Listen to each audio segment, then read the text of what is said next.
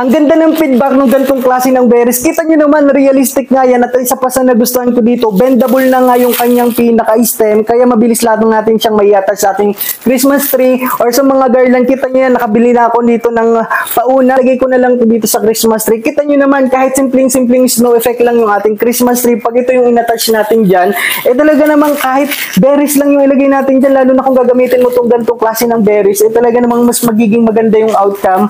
Kahit wala ka ng bulaklak, mga bola, at iba pang ornaments, ito lang yung i-check out mo dyan, kung may ganitong klase ka ng mga Christmas tree. Ayan na, ganyan lang siya kabilis ilagay dyan, pero kung gusto mo hindi siya nahuhulog basta-basta kung meron kayo dyang alagang bata, pwede nyo siyang i-bend. Pag inilagay sa Christmas tree, nabebend itong kanyang pinaka-stem, ilagay lang natin yan dyan, tapos i-twist lang natin ng konti para ma-attach natin ng maayos nang hindi nahuhulog.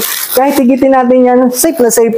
Ang bilis lang ilagay kung hindi ka na magbabother na baka mahulog. Kung gusto mo namang ito-twist talaga yan katulad ng nilagay ko sa garland, mabilis lang. Kita nyo yung quality, yung pagka-glossy niya na realistic, even yung mga stem brown, tapos ayan, pero styro lang siya pero laminated. Hindi mo pagkakamalaan na styro lang yan. Kung gusto mo rin ng ganitong klase ng berries na pwede mong ilagay sa iyong garland or Christmas tree, ilalagay ko na lang yung link sa may comment section or sa may yellow basket.